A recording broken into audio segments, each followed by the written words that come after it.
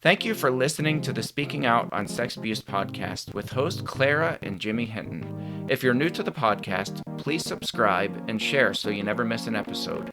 Search for us on your favorite podcast app, or you can find the podcast on jimmyhinton.org and findingahealingplace.com. Please rate our show, subscribe, and share so we can spread the word. If you would like to support us and get exclusive rewards, go to patreon.com/speakingout. Find a tier that best fits you and join as a patron of the podcast. Now let's get into the show. Welcome to this week's podcast with host Jimmy Hinton. And Jimmy's mom, Clara. Good to have you guys with us. Thank you to our patrons who make this podcast possible. Also, huge shout out to the people who have been reviewing my book. I put a little post out on social media. I'm up to 95 reviews. I saw that. 5 more to push me over the edge to 100. Yes. So if you are a listener and you have read my book, The Devil Inside, please give that a review on Amazon. Check it out and let me know what you think.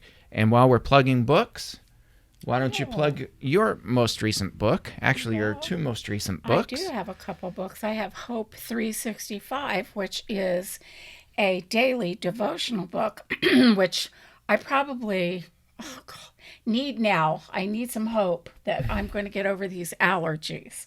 I am really struggling, people. If you have a cure that I haven't tried, let me know. My mother had a cure that I'm not willing to try. She used to put kerosene on a teaspoon, mix it with honey, and make me swallow it. So, sounds delicious. It was wonderful. I'm just saying that explains a lot. I still remember that because it was so horrible. I've upped the ante. I'm now taking some other concoctions that are natural.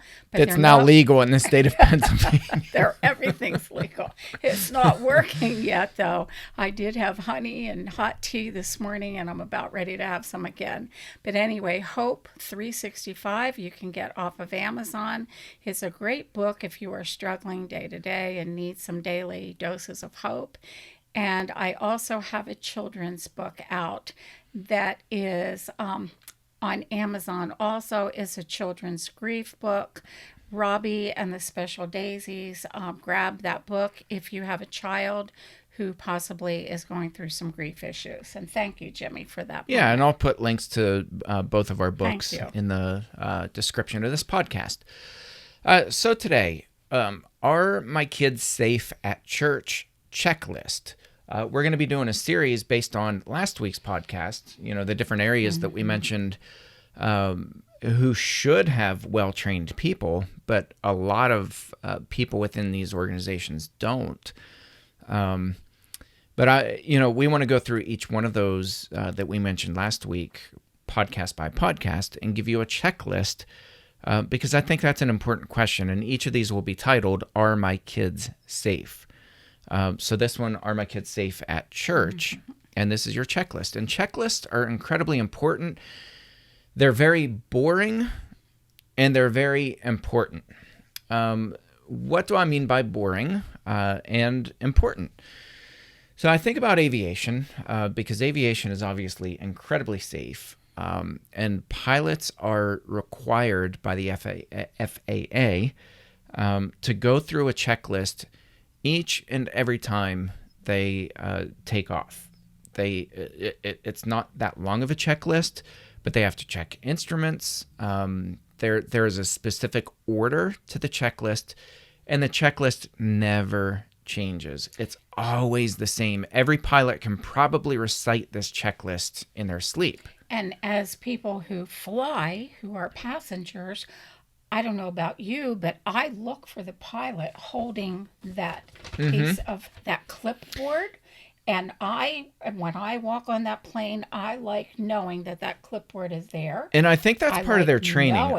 I don't know. Yes. I'd love to hear from pilots, but I think they have to keep the door open for accountability. I love seeing that. I like seeing that in the pilot's I do too. hand. That makes me, as a passenger on that plane, feel safe. And they have to read it out loud too. They can't just, look at it silently, go through the checklist. It has to be read out loud.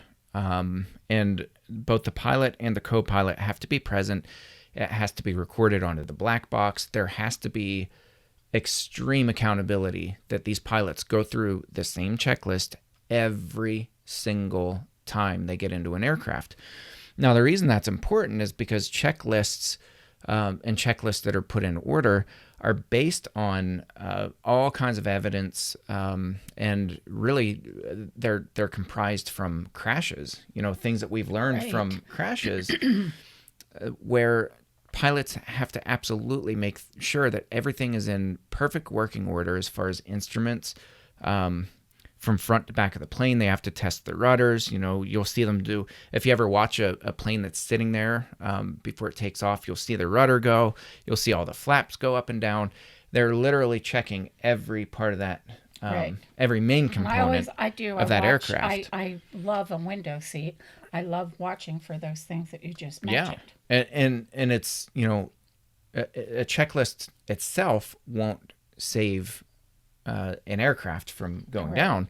What does, though, is that checklist combined with training where they are put in every imaginable emergency situation in the flight sim, and they're taught, number one, how to get out of that situation, and number two, that it's possible for the aircraft to do so. You have to have confidence in your ability to think through and process these procedures in an emergency, but you also have to know that your aircraft is capable of doing it. Because if they weren't trained that way, if it was like the way we're trained to get in a car, where you go to driver's ed for 2 weeks, and then we don't do checklists when we get in the car. We turn the key and we go. And look at how many accidents there are because of untrained people. Mm-hmm. And this is really important. And I was sharing with you, I saw a video on YouTube, I don't know, a couple weeks ago, and it just caught my attention. And it was a helicopter whose engine failed. And that caught my attention because I have a very good friend who flew Apache helicopters. And he told me that you can land a helicopter easier than you can land an airplane.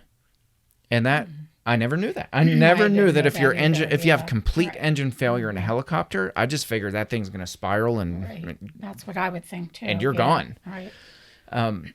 But he told me like that was part of their training was, especially in the Army, because there's always a possibility your engine could be taken out and you've got to land it with no engine. So I'm watching this video on YouTube, and this guy's just so calmly talking out loud and talking through it. He said, okay, I lost my engine.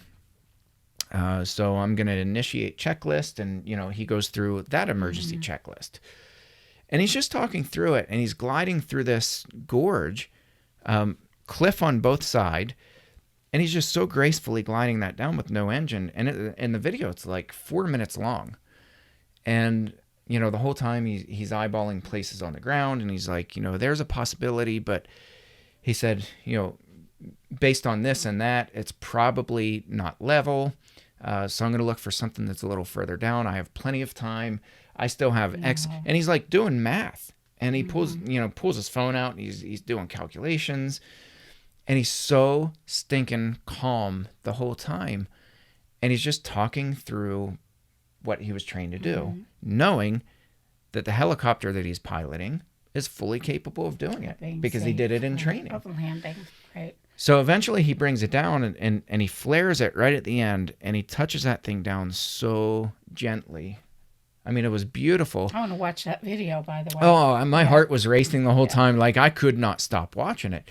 And then at the end, he goes, whenever he landed it, he said, okay, that was a simulation. He said, I really did cut the engine off, but it turned out he had a student pilot, and he did a mock emergency. That's awesome. And actually cut the engine off. So it wasn't faked. Right. He actually landed the helicopter with no engine. Why that's important is we have to know in the church, one, that checklists are necessary, and two, that it's possible to keep our kids safe. I see so many people throw their hands up. There are two extremes. There's one extreme where they throw their hands up and they're like, well, there's nothing we can do. Abusers are everywhere. And we just have to submit to the idea why bother? Right. It's too big. And then there's the other side of the extreme, which I face more often than not, where church leaders are so arrogant. They're like, checklist, training. What do I need that for? We've been keeping kids safe for the last 30 years, and we know what to, if somebody was creeping on kids, we'd know what to look for. Right. Can you imagine a pilot getting in an aircraft, never having any training whatsoever, having no checklist, not knowing what the aircraft is capable or even how to fly the darn thing, and having that level of arrogance, being like, get away, leave me alone, and they shut the cockpit door and they just try to take off. You're saying, Jimmy, that this checklist is the same checklist, is boring in that it's repetitive. Yeah. But they have to repeat it aloud. They have to go down and actually go through that checklist before every takeoff. Yes. In order to be prepared for safety, should something emergent come up. And what when you think about our situations in church as being such a viable place for abusers, because you have in some of your bigger churches, especially, hundreds of little children all over the building, all over. And within the confines of that building, there are predators. Right. I mean, facts will say that. Facts will tell us that. But with the arrogance of, we keep our kids safe. What are you talking about? We have 2 teachers in every classroom. We have people walking them down the halls. They're safe. Yeah. With that attitude, it's not going to happen. It's a recipe for disaster. It is. Every time. Yes. So, both sides of those extremes are really dangerous. And we have to have these checklists. Now, this is not necessarily a checklist for church leaders who have an established policy. Maybe that's a whole nother episode in itself, but this is one for you parents. Are my kids safe? This is my checklist. Right. This is every time I walk into the door of a church, whether it's my church that I've been at for, 50 years, or it's a new congregation, this checklist should be the same. Right. You should ask these questions and go on down through it. But I agree with you. I think churches, we ought to have a checklist that every time we open our doors, before we open our doors, we sit down in the office, we pull the leaders group together, and they go through this checklist and say, okay, absolutely, are we doing these things? Absolutely. And if we're do not, we have this in order? Do we have this in order? Do we have this in order? And go down through. Yeah. So we will run through this list. It's not comprehensive, but it's a great start, and it highlights, I think, some of the most important things. But number 1, are my kids safe at church? Checklist. Number 1, does the church have a written policy? Not a verbal policy, not an understood policy that, my kids are safe. We don't have a written policy, but boy, we take it seriously here. Not acceptable. Do you have a written policy? Is it scribed and written in stone? Why is that so important? It's important because abusers have what I call selective amnesia. When you have verbal policies, abusers are far more sophisticated than we are. The average abuser is far more sophisticated than we'll ever be. That's just a fact. Okay. They're very dynamic, to use our friend Jim's term. They're dynamic. They're not static. Absolutely. They're adaptive. They're always changing.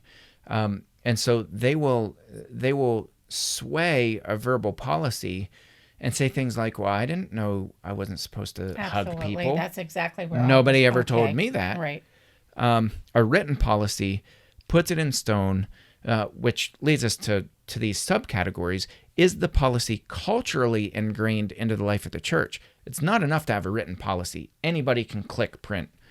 But is the policy culturally ingrained into the life of the church? Is it clear, concise, visible, and available? Is it available to every single person? When you walk through the door of a church for the very first time as a visitor, one of the first things you ought to see hanging on the wall right at the check-in desk is the complete cover-to-cover safety policy. It should be available. It should be visible. It should be clear. There should be no question marks over your head as to what your children can expect and how the people are going to keep your kids safe. I know there are some people who are going to balk at that, at the whole idea of this, but things have changed so much in the past 20 years. I'll use that time frame.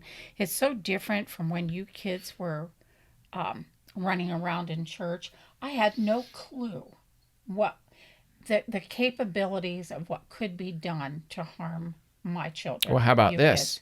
What about the capabilities of what was being done inside that church building? That I know what was being done, I shake inside because I see how important all of this is. It's vital. It's vital. As a parent, that would be step one of making me feel good about attending that church. When I see that policy on the wall, that tells me thought and prayer went into that, into the safety of my children. Available. And it's available. They're saying, here's what our policy is. Let me explain this to you. That should be one of the first things that they explain, not how wonderful the church is and, what their programs are. Your kids matter, and we are working as hard as we can to keep them safe. And, another question within the policy, are the leaders the only ones on committees? Or does it include lay members, including both male and female? If the leaders are the only ones who show up on these committees within the policy, it's not a good policy. It's not safe. Okay, checklist number 2. Does the church keep registered sex offenders away? This is a huge one to me. This is a deal breaker for me. If a church invites sex offenders, registered pedophile sex offenders, who are even in the same building at the same time as children, for me, that's a deal breaker. I would never attend a church that allows registered sex offenders to be anywhere near kids. I'm not talking the children's wing. I'm talking inside the building. And Diane Langberg agrees. Right. I just read an excellent article that she wrote that talked about sex offenders in the church. And she's like, look, these guys don't stop. They won't stop. Putting accountability partners next to them doesn't stop them from abusing kids. They don't belong to use near your kids. Analogy with the flying, we would never see someone on that plane who has the potential to blow that plane up. Right. Would you put a terrorist in? We stop them before they. Would you put a terrorist in first class with a U.S. flight marshal? No, absolutely not. No. Well, we're keeping an eye on him. Doesn't matter. He's blown up planes before. Right. He doesn't belong on an airplane. Exactly. Yeah. Exactly. Great point. So ask if any sex offenders attend, who they are, and what their crimes are. If sex offenders are integrated into the church, walk away. Find out if the leadership has secret agreements with offenders. We've talked about this a lot here. These covenant agreements, as they call them, are absolute nonsense. I'm telling you. They're dangerous. It's dangerous as fire. It is a deal with the devil. Yeah, it's a backdoor deal with the devil. The majority of churches that have them do not tell the congregations, or if they go as far as to tell the congregation that they have these devil agreements, I'm going to start naming them that. Instead of covenant agreements, I'm going to call them devil agreements. Because that's what they are. I don't care. It's what they are. If they have a devil agreement, if they do tell you that they have a devil agreement, do they let you see it? Will they give you a copy of it? And will they tell you who the sex offender is that this devil agreement is contracted with? If they're not willing to give you a name of the registered sex offender who's on the public sex offender registry, there's something wrong, big time wrong. There is a culture of secrecy and protection of people who don't need protection. And the opposite of that, unprotection for the people who need protection. Number 3, are background checks done on all volunteers? And is this strictly adhered to? Background checks should be current. They should be on file. Background checks do very little to stop abusers. I was going to say, you and I have discussed this many times before. That's not a cure-all. That's not a cover-all. No, but it's also necessary. Excuse me. It is necessary. Because there is the occasional convict who will slip in to a volunteer position or a paid position. So it is necessary, and everybody should willingly agree to this. Yeah, and Pennsylvania is required, so we have to. I mean, we're in big trouble. Right. If we have people teaching and we don't have a background check, and it has to be current within 5 years. Every 5. In fact, we just went through a round a couple weeks ago that we had to update because they were within that 5-year window. Right. We had to do complete new background checks on all of any and every volunteer that works with kids. Number 4, are children taught how to protect their own bodies, and do they know who to report to? That's a huge one, and we've talked about Lauren. Lauren's kids. Lauren Book has the organization Lauren's Kids, and our church annually uses her curriculum for kids. It's the Safer, Smarter Kids curriculum, and we just adapted it to a Christian environment because it's written as a secular curriculum. Which is very easy to do. To adapt it is super easy. So are children taught how to defend themselves, how to protect their own bodies, what the boundaries are? And the second part of that, do they know who to report to? That's very important because abusers often will intimidate or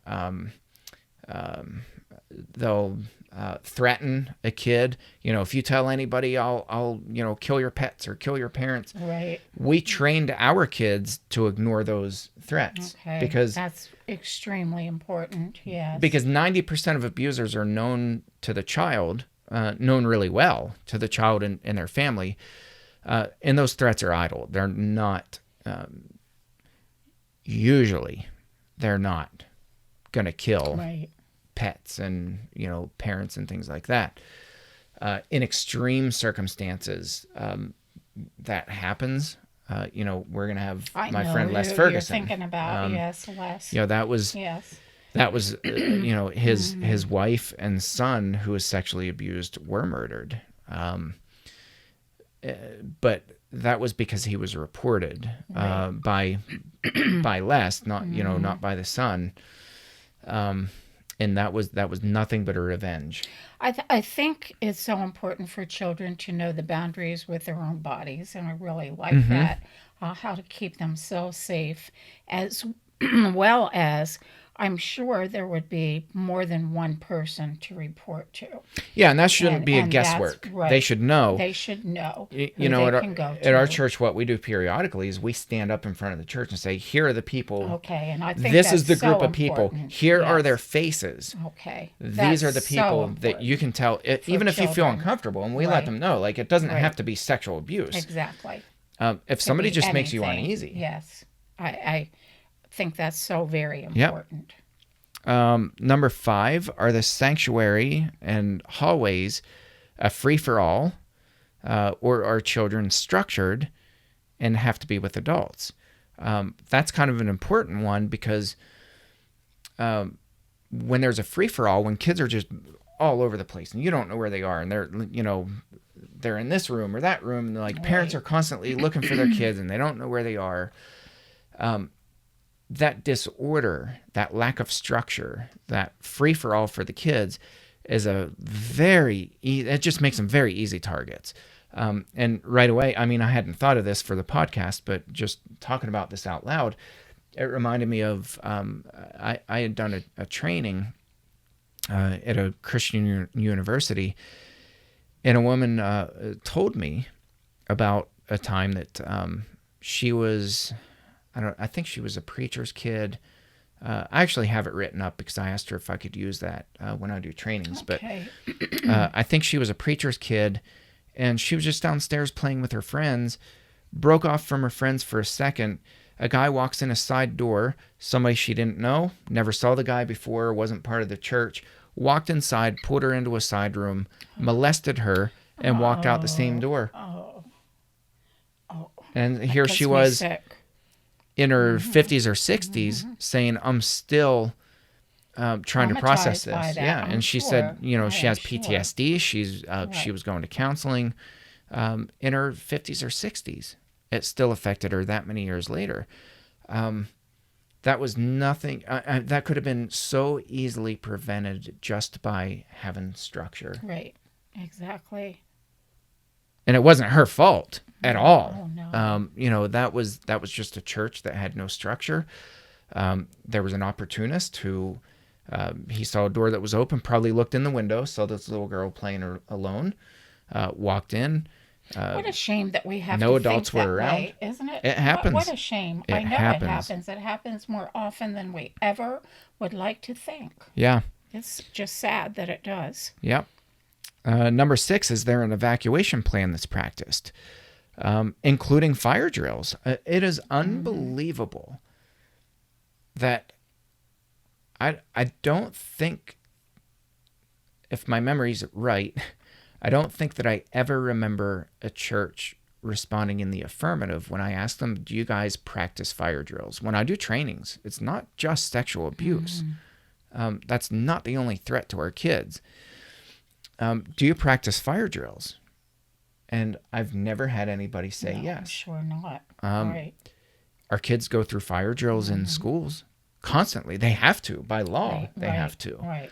Daycares, by law, have to do fire drills. They have to actually practice them. Lockdowns, things like that. If somebody comes in wielding a knife or a gun, do you have an evacuation/lockdown plan in place? There are all kinds of threats. Somebody like that walks in. Somebody notices that somebody walks in a side door and grabs a little girl by the hand. There should be an immediate lockdown plan that goes into effect as part of your policy.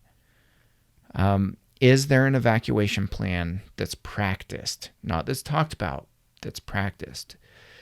Number 7, are the outside grounds included as a safety zone? Your policy should include everything inside, outside, underneath, above.